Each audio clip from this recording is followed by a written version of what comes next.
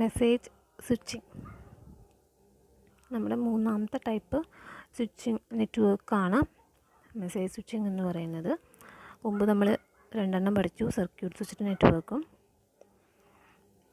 Packet switched നെറ്റ്വർക്കും. Packet switched നെറ്റ്വർക്കിൽ തന്നെ രണ്ടെണ്ണം പഠിച്ചു, ഡാറ്റാഗ്രാം നെറ്റ്വർക്കും വിർച്വൽ സർക്യൂട്ട് നെറ്റ്വർക്കും. ദെൻ തേർഡ് ടൈപ്പാണ് മെസ്സേജ് സ്വിച്ചിങ്. സ്വിച്ചിങ് ടെക്നിക്ക് എന്ന് പറയുമ്പോൾ എങ്ങനെയാണ്, ഒരു മെസ്സേജ് കംപ്ലീറ്റ് യൂണിറ്റ് ആയിട്ട് ട്രാൻസ്ഫർ ചെയ്യാണ് ചെയ്യുന്നത്.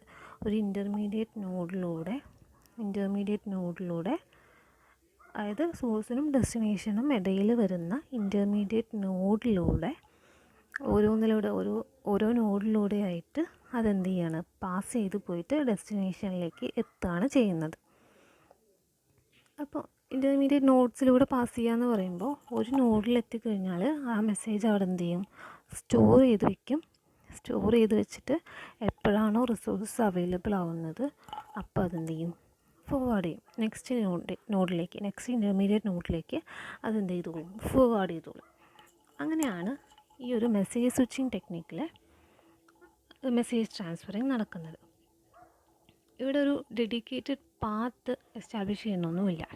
അതായത് സെൻഡറിനും റിസീവറിനും ഇടയിൽ ഒരു ഡെഡിക്കേറ്റഡ് പാത്തൊന്നും എസ്റ്റാബ്ലിഷ് ചെയ്യുന്നില്ല. ഡെസ്റ്റിനേഷൻ അഡ്രസ്സ് എന്ത് ചെയ്തിട്ടുണ്ടായിരിക്കും, മെസ്സേജിൻ്റെ കൂടെ കൊടുത്തിട്ടുണ്ടായിരിക്കും.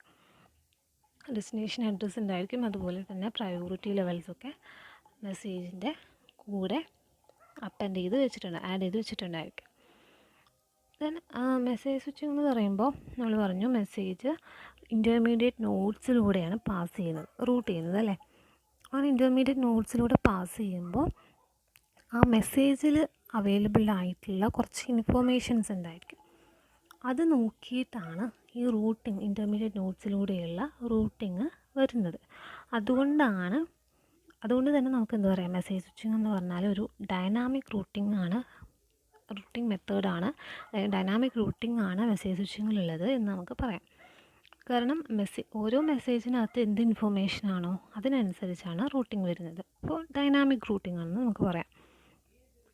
മെസ്സേജ് സ്വിച്ചസ് ഏറ്റവും മോസ്റ്റ് എഫിഷ്യൻ്റ് ആയിട്ടുള്ള റൂട്ട് ഏതാണോ അതാണ് മെസ്സേജ് സ്വിച്ചസ് പ്രൊവൈഡ് ചെയ്യുക. അതിനനുസരിച്ചാണ് മെസ്സേജ് സ്വിച്ചസ് ഡിസൈൻ ചെയ്തിട്ടുണ്ടായിരിക്കുക. ഏറ്റവും എഫിഷ്യൻ്റ് ആയിട്ടുള്ള റൂട്ട്, അതായത് സെൻഡറിനും റിസീവറിനും ഇടയിൽ ഒരുപാട് ഇൻ്റർമീഡിയറ്റ് നോഡ്സ് വരുന്നുണ്ടായിരിക്കും. അപ്പോൾ അതിൽ ഏതൊക്കെ നോഡ്സിലൂടെ പാസ് ചെയ്യുമ്പോഴാണ് ഏറ്റവും നല്ല റൂട്ട് കിട്ടുക എന്നുള്ളത് പ്രൊവൈഡ് ചെയ്യാൻ പാകത്തിനുള്ള സ്വിച്ചസ് ആയിരിക്കും മെസ്സേജ് സ്വിച്ചിങ് നെറ്റ്വർക്കിൽ ഡിസൈൻ ചെയ്ത് വെച്ചിട്ടുണ്ടായിരിക്കുക. ഓരോ നോഡും ആ ഒരു എൻറ്റയർ മെസ്സേജിനെ എന്ത് ചെയ്യാണ്, സ്റ്റോർ ചെയ്ത് വെക്കുകയാണ് ചെയ്യുക. സ്റ്റോർ ചെയ്ത് വെച്ച ശേഷം അതെന്ത് ചെയ്യും, എപ്പോഴാണോ റിസോഴ്സസ് അവൈലബിൾ ആവുന്നത് ആ സമയത്ത് ആ മെസ്സേജിനെ ഫോർവേഡ് ചെയ്യും. അപ്പോൾ അതുകൊണ്ട് തന്നെ നമുക്ക് എന്ത് പറയാം, ഈ ഒരു കൺസെപ്റ്റിന് സ്റ്റോർ ആൻഡ് ഫോർവേഡ് നെറ്റ്വർക്ക് എന്ന് പറയാം അല്ലേ. അതായത് എപ്പോഴാണോ മെസ്സേജ് ഇൻ്റർമീഡിയറ്റ് നോഡിലെത്തുന്നത് ആ സമയത്ത് അത് എന്ത് ചെയ്യും, സ്റ്റോർ ചെയ്ത് വയ്ക്കും. അത് ശരിക്കും ഇൻഡെഫിനിറ്റ് ആയിട്ടാണ് അവിടെ സ്റ്റോർ ചെയ്ത് വയ്ക്കുക. ദെൻ അത് സ്റ്റോർ ചെയ്ത് വെച്ച ശേഷം റിസോഴ്സ് അവൈലബിൾ ആണോ എന്ന് നോക്കിയിട്ട് അതെന്ത് ചെയ്യുന്നു, ഫോർവേഡ് ചെയ്യുന്നു. ഓക്കെ, അപ്പോൾ സ്റ്റോർ ആൻഡ് ഫോർവേഡ് നെറ്റ്വർക്ക് എന്ന് നമുക്ക് മെസ്സേജ് സ്വിച്ചിങ് ടെക്നിക്കിനെ പറയാം. മെസ്സേജ് സ്വിച്ചിങ് എങ്ങനെയാണ് ട്രീറ്റ് ചെയ്യുന്നത്, ഓരോ മെസ്സേജിനെയും ഓരോ ഇൻഡിപെൻഡൻറ്റ് എൻറ്റിറ്റിയാണ്. ഓരോ മെസ്സേജും ഓരോ ഇൻഡിപെൻഡൻറ്റ് എൻറ്റിറ്റി ആയിട്ടാണ് മെസ്സേജ് സ്വിച്ചിങ്ങിൽ മെസ്സേജസിനെ ട്രീറ്റ് ചെയ്യുന്നത്. ഇതാണ് സോഴ്സിൽ ഒരു മെസ്സേജ് സ്വിച്ച് നെറ്റ്വർക്കിൻ്റെ എക്സാമ്പിൾ ഫിഗറാണിത്. എ എന്ന സോഴ്സിൽ നിന്ന് ബി എന്ന ഡെസ്റ്റിനേഷനിലേക്ക് മെസ്സേജ് പാസ് ചെയ്യാണ്. അതിനിടയിൽ ഡിഫറെൻറ്റ് ഇൻ്റർമീഡിയറ്റ് നോഡ്സ് വരുന്നുണ്ട്. S1, S2, S3, S4, S5, S6. ആ ഗ്രീൻ സർക്കിളിനകത്ത്